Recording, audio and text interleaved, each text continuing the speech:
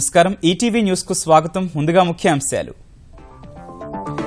ఆనంద ఆరోగ్య ఆంధ్రప్రదేశ్ కోసం నవ్యాంధ్ర మహాసంకల్పం. కలిసికట్టుగా సాగితేనే లక్ష్యాన్ని చేరుకోగలమని ప్రజలకు చంద్రబాబు పిలుపు. విభజన హామీల కోసం కేంద్రంపై ఒత్తిడి తెస్తూనే ఉంటామన్న చంద్రబాబు. అందరికీ అభివృద్ధి ఫలాలు అందిస్తామని కడప సభలో స్పష్టీకరణ. కొత్త జిల్లాల ఏర్పాటుపై తెలంగాణ సర్కారు కార్యాచరణ. ఆగస్టు 10లోపు ముసాయిదా నోటిఫికేషన్. జూలై 10, 11 తేదీల్లో అఖిలపక్ష సమావేశం. సామాజిక తెలంగాణ కోసం పోరు కొనసాగుతుందన్న కోదండరాం. దాడులు బెదిరింపులకు బెదిరే ప్రసక్తే లేదని స్పష్టీకరణ. కేరళలో ప్రవేశించిన నైరుతి రుతుపవనాలు. మరో 3 రోజుల్లో ఆంధ్రప్రదేశ్కు తొలకరి. అల్పపీడన ద్రోణి ప్రభావంతో తెలుగు రాష్ట్రాలకు వర్ష సూచన. ప్రధాని అమెరికా పర్యటనలో చరిత్రాత్మక ఘట్టం. ఉభయ సభల సంయుక్త సమావేశంలో ప్రసంగిస్తున్న నరేంద్ర మోదీ.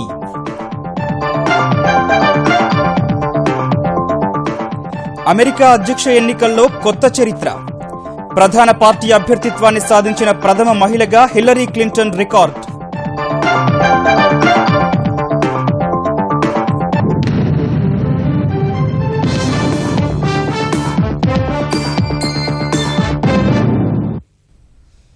రాష్ట్ర విభజన తెచ్చిన కష్టాలు నష్టాలను అధిగమించి స్వర్ణాంధ్రప్రదేశ్ సాధనకు ఆంధ్రప్రదేశ్ మహాసంకల్పాన్ని తీసుకుంది. ఈ మేరకు కడపలో నిర్వహించిన బహిరంగ సభలో ముఖ్యమంత్రి చంద్రబాబు మహాసంకల్పాన్ని చేయించగా అన్ని జిల్లా కేంద్రాల్లో మంత్రులు, తెలుగుదేశం నాయకులు ఈ దీక్షను తీసుకున్నారు. ఆంధ్రప్రదేశ్ సమగ్రాభివృద్ధి కోసమే మహాసంకల్పం చేస్తున్నట్టు ప్రకటించిన చంద్రబాబు కరువు రహిత ఆనందదాయక సమాజ స్థాపనే లక్ష్యమని ఉద్ఘాటించారు. ఇందుకు అన్ని రంగాల్లో సమతుల్యాభివృద్ధికి కృషి చేస్తున్నట్లు స్పష్టం చేశారు. విభజన కష్టాలతో ఎదుర్కొంటున్న తీవ్ర ఇబ్బందులను అధిగమించి ఆంధ్రప్రదేశ్ను అభివృద్ధి పథంలో నడిపించేందుకు కలిసికట్టుగా పనిచేద్దామని కడపలో నిర్వహించిన మహాసంకల్ప సభలో ముఖ్యమంత్రి చంద్రబాబు పిలుపునిచ్చారు. ఈ మేరకు అందరితో మహాసంకల్పం చేయించారు. మన రాష్ట్ర సర్వతోముఖ వికాస సాధనకు 13 జిల్లాల సమగ్ర అభివృద్ధికి ఈ రోజు నేను మహాసంకల్పాన్ని చేస్తున్నాను. ఈ ఏడాది 15% ఆర్థిక వృద్ధి సాధించాలని ప్రభుత్వ ధ్యేయానికి సహకరించి ప్రస్తుత తలసరి ఆదాయం 1,07,000 రూపాయల నుంచి 1,25,000 సాధించేందుకు నా వంతు కృషి చేస్తానని మహాసంకల్పాన్ని చేస్తున్నాను. పేదరికం, నిరక్షరాస్యత, అనారోగ్యం, అశుభ్రతలపై రాజీ లేని పోరాటం చేస్తానని మహాసంకల్పాన్ని నేను చేస్తున్నాను. ఆరోగ్యకరమైన, పరిశుభ్రమైన, ఆనందదాయకమైన సమాజ స్థాపనకు నిరంతరం పాటుపడతానని మహాసంకల్పాన్ని నేను చేస్తున్నాను. ఆర్థిక కష్టాలున్నప్పటికీ సంక్షేమ పథకాలను సమర్థంగా అమలు చేసి ప్రజలకు ఇచ్చిన హామీలను నిలబెట్టుకున్నామన్న చంద్రబాబు విభజన చట్టంలోని అన్ని అంశాలను నెరవేర్చాలంటూ కేంద్రంపై ఒత్తిడి తెస్తున్నట్టు చెప్పారు. రాష్ట్రం 2 సంవత్సరాల పసికందు. ఈ రోజు 16,000 కోట్ల రూపాయలకి మనకు లోటు బడ్జెట్ లో ఇచ్చింది. 2,800 కోట్లు ఇచ్చారు. 1,000 కోట్ల రూపాయలు గుంటూరు, విజయవాడకిచ్చి ఇంకొక 1,000 కోట్ల రూపాయలు మనకు రాజధానికి ఇచ్చారు. పోలవరం ప్రాజెక్టు నేషనల్ ప్రాజెక్ట్ గా పెట్టారు.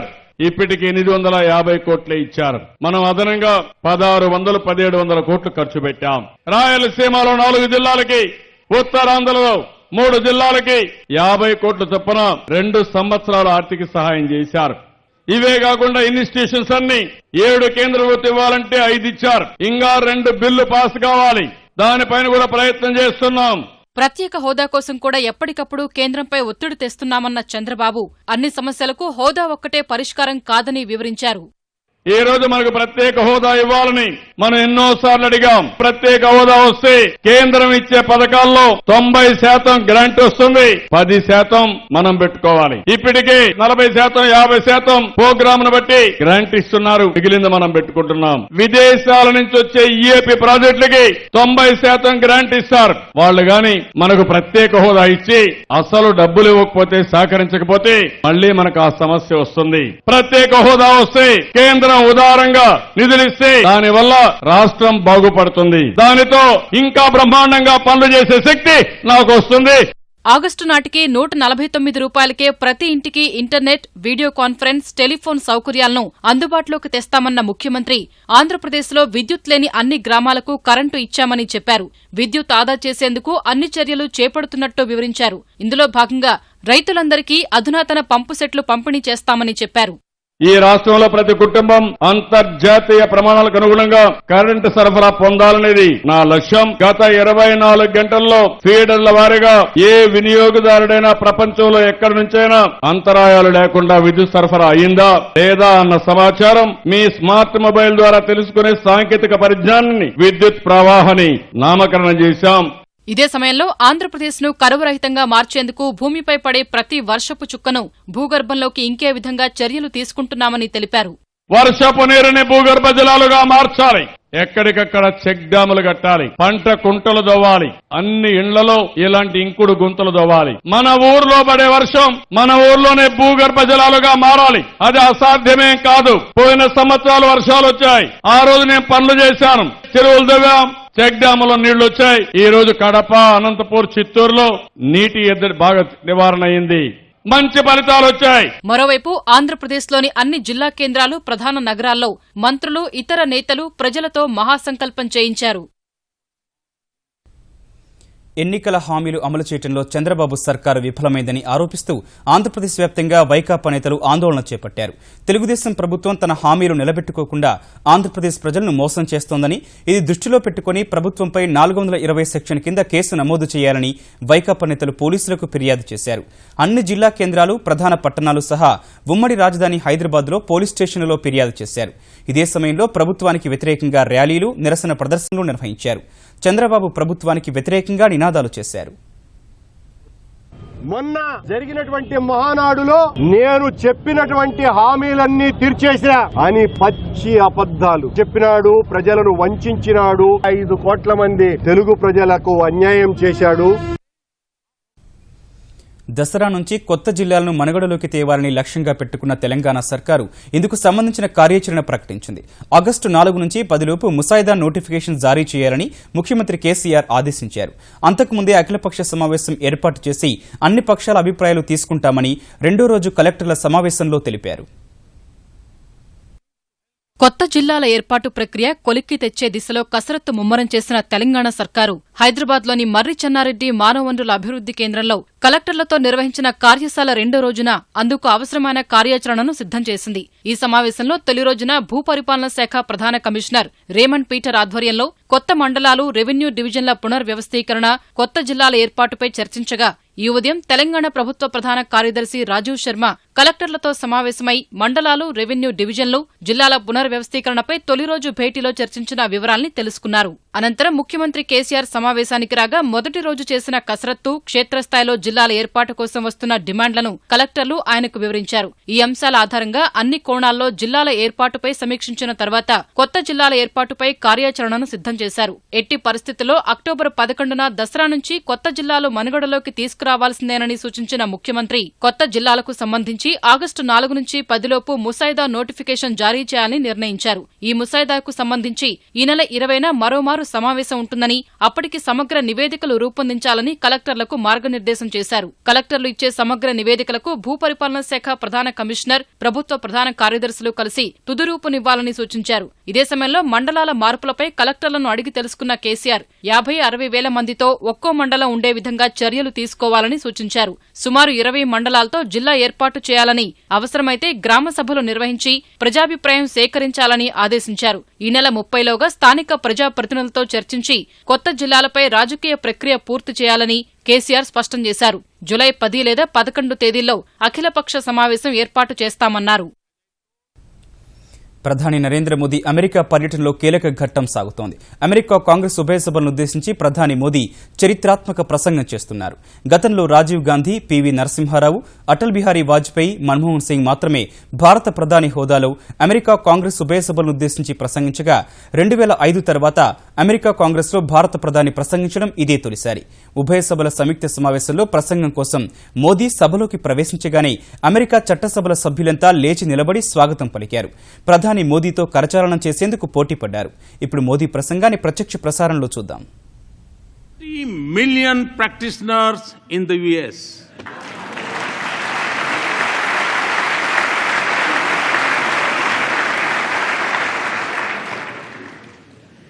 It is estimated that more Americans bend for yoga than to throw a curveball.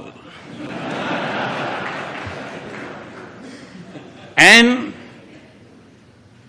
no, Mr. Speaker, we have not yet claimed intellectual property right on yoga.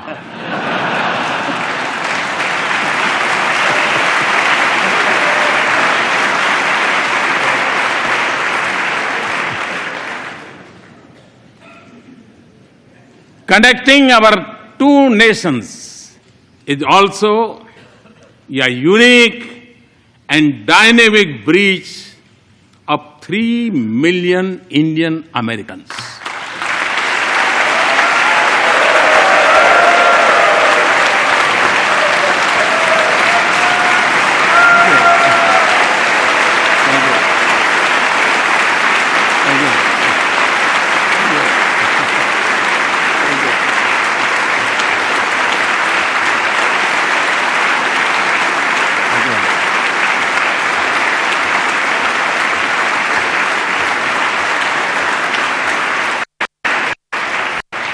Today, they are among your best CEOs, academics, astronauts, scientists, economists, doctors, even spelling bee champions.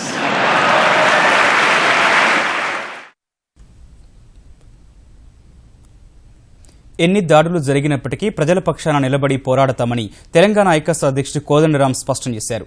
ఐకాసను గ్రామ గ్రామాన బలోపేతం చేసి ప్రజల పక్షాన నిలబడతామన్నారు. హైదరాబాద్ నాంపల్లిలోని ప్రధాన కార్యాలయంలో జరిగిన ఐకాస steering committee సమావేశంలో ఇటీవల తెలంగాణ సర్కారుపై తాను చేసిన వ్యాఖ్యలు, మంత్రులు, తెరాస నేతల విమర్శలపై చర్చించిన తర్వాత మాట్లాడిన కోదండరాం వేర్వేరు అంశాలపై తమ భవిష్యత్ పోరాట కార్యాచరణ ప్రకటించారు. ప్రస్తుత తెరాస ప్రభుత్వం అనుసరిస్తోన్న సీమాంధ్ర పాలకుల అభివృద్ధి తెలంగాణకు సరిపోదని ప్రత్యేక అభివృద్ధి నమూనా రూపొందించాలని సూచించారు. తనను విమర్శించేందుకు మంత్రులు వాడిన భాష తనకు రాదన్నారు. జేఏసీ ప్రజాపక్షం ప్రజల కోసమే నిలబడి పనిచేస్తుంది. ఆ దిశగా సీమాంధ్ర పాలకుల అభివృద్ధి నమూనాను తిరస్కరిస్తున్నాం. తెలంగాణ ప్రజలు కేంద్రంగా ప్రజాస్వామిక విలువలు, సామాజిక న్యాయం పునాదిగా ఒక ప్రత్యామ్నాయమైన అభివృద్ధిని ఆకాంక్షిస్తున్నాం. ఎన్ని అవాంతరాలు ఎదురైనా, ఎలాంటి దాడులు జరిగినా ఈ ప్రయాణాన్ని మాత్రం మేము ఆపదలుచుకోలేదు. వ్యవసాయము, కుల వృత్తులు, గృహ పరిశ్రమలు, సూక్ష్మ పరిశ్రమలు, విద్య, వైద్యం లాంటివి కార్యాచరణ అనుకున్నాం. నిజాం షుగర్స్ పునరుద్ధరణ కోసం మేము పనిచేయాలనుకున్నాం. కరువుకు సంబంధించి వాస్తవానికి మాన్యువల్ కి ఒక చట్టబద్ధత కల్పించాలన్న డిమాండ్ కోసం మా ప్రయత్నం మాత్రం భవిష్యత్తులో కూడా కొనసాగుతుంది. పోలీసుల మీదతోని ప్రైవేటు విద్యా సంస్థలపైన దాడులు చేయటం మాత్రం సమంజసం కాదు. కోర్టు తీర్పుకు విరుద్ధంగా జరుగుతున్న ప్రయత్నాన్ని వ్యతిరేకిస్తున్నాం. మొత్తంగా కాలేజీలు, టెక్నికల్ విద్య, స్కూలు విద్య వీటన్నింటికీ సంబంధించినటువంటి సమస్యలపైన ఒక రౌండ్ టేబుల్ సమావేశాన్ని జరపాలని చెప్పి నిర్ణయించినాం. ఇవాళ భూసేకరణకు సంబంధించి కేంద్రం ఒక చట్టం తీసుకొచ్చింది. చట్టంలోనే మెరుగైనటువంటి నష్టపరిహారం ఇవ్వడానికి అవకాశం కల్పిస్తున్నది. దాని బదులుగా ఒక జీవో ద్వారా భూసేకరణ జరుగుతా ఉంది. మరి వాళ్ళ ప్రజలను రకరకాలుగా ఒక వేధింపులకు గురి చేస్తున్నటువంటి విషయాన్ని మేము మల్లన్న సాగర్ లో చూసినాం. ఇది సమంజసమైనటువంటి పద్ధతి కాదు.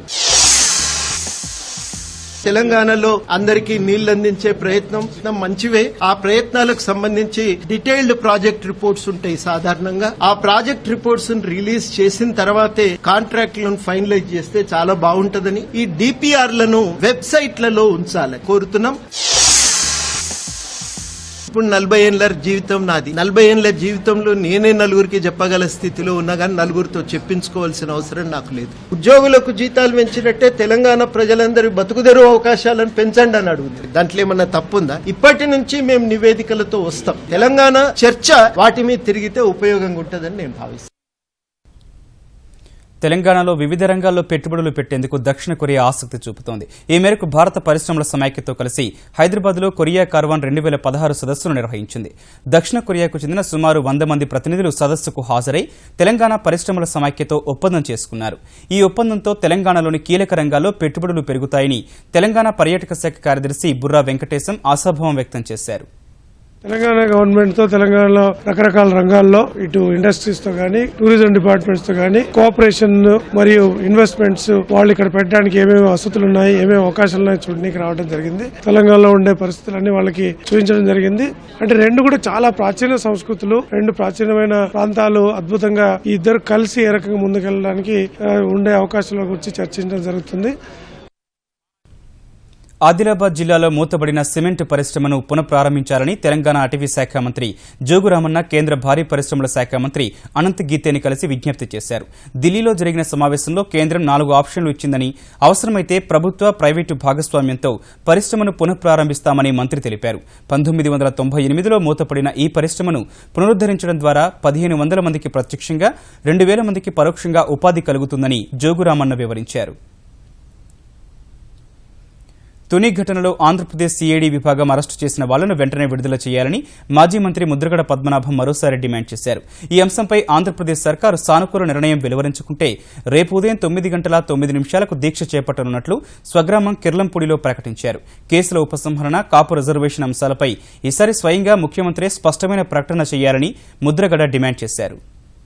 జనాన్ని అరెస్ట్ చేస్తే చూస్తా ఊరుకోలేము, చూస్తా ఇంట్లో పడుకోలేము, చూస్తా పారిపోలేము. అరెస్ట్ చేసిన జనాన్ని కాపాడుకోవాల్సిన బాధ్యత మా మీద ఉంది. ఎన్ని రకాల అడ్డంకులు కల్పించినా దేశం మాత్రం అనుకున్న టైంకి స్టార్ట్ చేసి చేరుతారు. ముద్రగడ పద్మనాభం చేపడతానంటున్న దీక్షపై ఆంధ్రప్రదేశ్ మంత్రులు గంటా శ్రీనివాసరావు, నారాయణ విమర్శించారు. సున్నితమైన అంశానికి పరిష్కారం కనుగొనే దిశలో ముఖ్యమంత్రి చంద్రబాబు ప్రయత్నిస్తుంటే ఆయనపై వ్యక్తిగత విమర్శలు చేయడం సరికాదని అన్నారు. కాపులపై నిజంగా ప్రేముంటే మంజునాథ కమిషన్ ఎదుట హాజరు కావాలని ముద్రగడకు సూచించారు. ప్రభుత్వం చేపడుతున్న నవనిర్మాణ దీక్ష, మహాసంకల్పాన్ని పక్కదారి పట్టించేందుకు జగన్తో కలిసి కుట్ర పన్నుతున్నారని ఆరోపించారు. రైలు దహనం లాంటి ఒక విధ్వంసకర సంఘటనలో పాల్పంచుకుంటున్నారో అటువంటి క్రిమినల్స్ ని విడుదల చేయమని మీ డిమాండ్. అంటే రాష్ట్రంలో శాంతి భద్రతలు కాపాడాల్సిన బాధ్యత ప్రభుత్వం పైన ఉందా లేదా? మరి వాళ్ళు ఆ సంఘటనలో బాధ్యులు కారు అని చెప్తా ఉన్నారు మీరు. మరి వాళ్ళు బాధ్యులు కానప్పుడు ఎవరు బాధ్యులు? వాళ్ళని మీరు అప్పచెప్పండి ప్రభుత్వానికి. తెలుగు రాష్ట్రాలు సహా దేశవ్యాప్తంగా ప్రజలు ఎంతో ఆతృతతో ఎదురుచూస్తున్న నైరుతి రుతుపవనాలు ఎట్టకేలకు కేరళ తీరాన్ని తాకాయి. వాస్తవానికి జూన్ 1 నాటికే రుతుపవనాలు కేరళ తీరాన్ని తాకాల్సి ఉన్నప్పటికీ వారం రోజులు ఆలస్యమైందని భారత వాతావరణ శాఖ ప్రకటించింది. నైరుతి ఆగమన సూచకంగా ఇప్పటికే కేరళలోని అనేక ప్రాంతాల్లో విస్తారమైన వర్షాలు కురుస్తుండగా ఈ ఏడాది లోటు వర్షపాతం నమోదయ్యే అవకాశం లేదని భారత వాతావరణ శాఖ పునరుద్ఘాటించింది. ఈ ఏడాది సాధారణ నుంచి అధిక వర్షపాతం నమోదయ్యే అవకాశాలు 96% ఉన్నాయని పేర్కొంది. వాయువ్య భారత్లో 108, మధ్య దక్షిణ భారత్లో 113% వర్షపాతం నమోదవుతుందని వివరించింది. మరో 2-3 రోజుల్లో ఆంధ్రప్రదేశ్లో ప్రవేశించనున్న నైరుతి రుతుపవనాలు ఆ తర్వాత 2-3 రోజుల్లో తెలంగాణలో చేరుతాయని హైదరాబాద్లోని వాతావరణ విభాగం తెలిపింది. నైరుతి రుతుపవనాలు కేరళను తాకిన వేళ ఒడిషా నుంచి దక్షిణ తమిళనాడు వరకు కోస్తాంధ్ర మీదుగా అల్పపీడన ద్రోణి ప్రభావంతో తెలుగు రాష్ట్రాల్లో పలుచోట్ల వర్షాలు పడుతున్నాయి. విశాఖలో ఈ ఉదయం నుంచి కురిసిన భారీ వర్షానికి సిరపురం, ఏయూ, మద్దిలపాలెం, వంటోన్ ప్రాంతాల్లో లోతట్టు ఇళ్లలోకి నీరు చేరింది. రహదారులపై నీరు నిలిచి రాకపోకలకు ఇబ్బంది ఏర్పడింది. కంచెరపాలెం పట్టాభిరామిరెడ్డి గార్డెన్స్ లో ఓ గోడ కూలి 3 గాయపడ్డారు. కడప జిల్లాలో పలుచోట్ల వర్షాలు పడుతుండగా కమలాపురంలో పిడుగుపాటుకు గురై ఓ రైతు మృతి చెందాడు.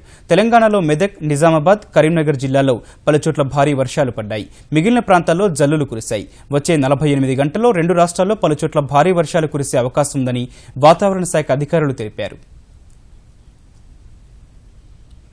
అమెరికా అధ్యక్ష ఎన్నికలకు సంబంధించి డెమోక్రాట్ హిల్లరీ క్లింటన్ కొత్త చరిత్ర సృష్టించారు. ఓ ప్రధాన పార్టీ తరపున అధ్యక్ష ఎన్నికలకు అభ్యర్థిత్వాన్ని సాధించిన తొలి మహిళగా హిల్లరీ రికార్డు కైవసం చేసుకున్నారు. రిపబ్లికన్ల తరపున ఇప్పటికే డొనాల్డ్ ట్రంప్ అభ్యర్థిత్వం ఖరారు కాగా మంగళవారం జరిగిన ప్రాథమిక ఎన్నికల్లో New Jersey, New Mexico, South Dakota, కాలిఫోర్నియాలో జయభేరి మోగించిన హిల్లరీ డెమోక్రటిక్ పార్టీ అభ్యర్థిత్వాన్ని ఖాయం చేసుకున్నారు. అధ్యక్ష ఎన్నికల్లో పోటీ చేసేందుకు 2383 డెలిగేట్ల మద్దతు అవసరం కాగా హిల్లరీకి 2497 మంది మద్దతు మద్దతు లభించింది. ఇదే సమయంలో మంగళవారం జరిగిన ప్రైమరీలో ఉత్తర డకోటా, మోంటానా రాష్ట్రాల్లో గెలిచిన హిల్లరీ ప్రత్యర్థి బెర్నీ శాండర్స్ డెమోక్రటిక్ అభ్యర్థిత్వం రేసు నుంచి తప్పుకునే ప్రసక్తే లేదని స్పష్టం చేశారు. ప్రస్తుతం శాండర్స్ కు 1663 డెలిగేట్ల మద్దతు మాత్రమే ఉంది. అమెరికా ఉభయ సభల సంయుక్త సమావేశంలో ప్రధాని మోదీ ప్రసంగం ఇప్పుడు మరోసారి ప్రత్యక్ష ప్రసారం ద్వారా చూద్దాం. We are also one of the largest contributor of troops to UN peacekeeping operations. Often, India and the US have combined their strengths in science and technology and innovation to help fight hunger, poverty, disease, and literacy in different parts of the world. The success of our partnership is also opening up new opportunities for learning, security, and development from Asia to Africa. And the protection of environment and caring for the planet is central for our shared vision of a just world.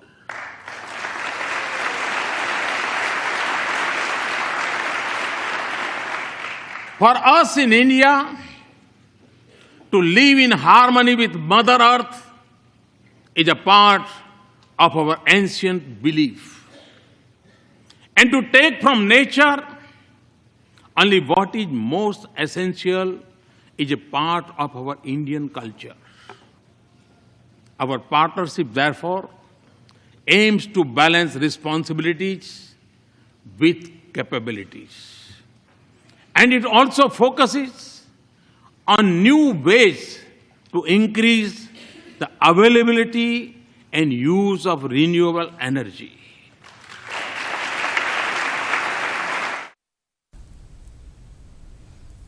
ధరల నియంత్రణకు ప్రాధాన్యమిస్తూ reserve bank ప్రకటించిన ద్రవ్య పరపతి విధాన సమీక్ష సహా నైరుతి రుతుపవనాలు కేరళ తీరాన్ని తాకిన వేళ విదేశీ సంస్థాగత మదుపరుల పెట్టుబడులు కొనసాగగా స్టాక్ మార్కెట్లు వరుసగా రెండో రోజు లాభాల్లో ముగిశాయి.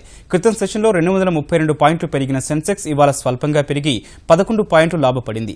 ఈ ఉదయం 27,085 పాయింట్ల వద్ద ప్రారంభమైన సూచీ ఆద్యంతం హెచ్చుతగ్గుల మధ్య సాగింది. ఒక దశలో 27,105 పాయింట్ల గరిష్ట స్థాయిని తాకిన సూచీ ఆ తర్వాత 26,974 పాయింట్ల కనిష్ట స్థాయికి పడిపోయింది. వరకు 27,021 పాయింట్ల వద్ద స్థిరపడింది.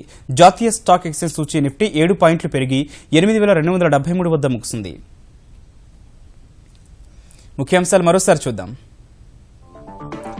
ఆనంద ఆరోగ్య ఆంధ్రప్రదేశ్ కోసం నవ్యాంధ్ర మహా సంకల్పం. కలిసికట్టుగా సాగితేనే లక్ష్యాన్ని చేరుకోగలమని ప్రజలకు చంద్రబాబు పిలుపు. విభజన హామీల కోసం కేంద్రంపై ఒత్తిడి తెస్తూనే ఉంటామన్న చంద్రబాబు. అందరికీ అభివృద్ధి ఫలాలు అందిస్తామని కడప సభలో స్పష్టీకరణ. కొత్త జిల్లాల ఏర్పాటుపై తెలంగాణ సర్కారు కార్యాచరణ. ఆగస్టు 10లోపు ముసాయిదా నోటిఫికేషన్. జూలై 10, 11 తేదీల్లో అఖిలపక్ష సమావేశం. సామాజిక తెలంగాణ కోసం పోరు కొనసాగుతుందన్న కోదండరాం. దాడులు, బెదిరింపులకు బెదిరే ప్రసక్తే లేదని స్పష్టీకరణ. కేరళలో ప్రవేశించిన నైరుతి రుతుపవనాలు. మరో 3 రోజుల్లో ఆంధ్రప్రదేశ్కు తొలకరి. అల్పపీడన ద్రోణి ప్రభావంతో తెలుగు రాష్ట్రాలకు వర్ష సూచన. ప్రధాని అమెరికా పర్యటనలో చరిత్రాత్మక ఘట్టం. ఉభయ సభల సంయుక్త సమావేశంలో ప్రసంగిస్తున్న నరేంద్ర మోదీ.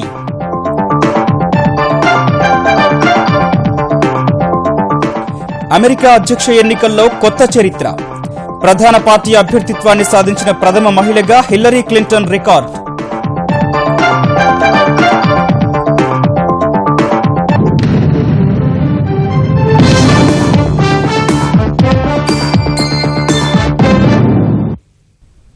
ఈటీవీ న్యూస్ సమాప్తం. నమస్కారం.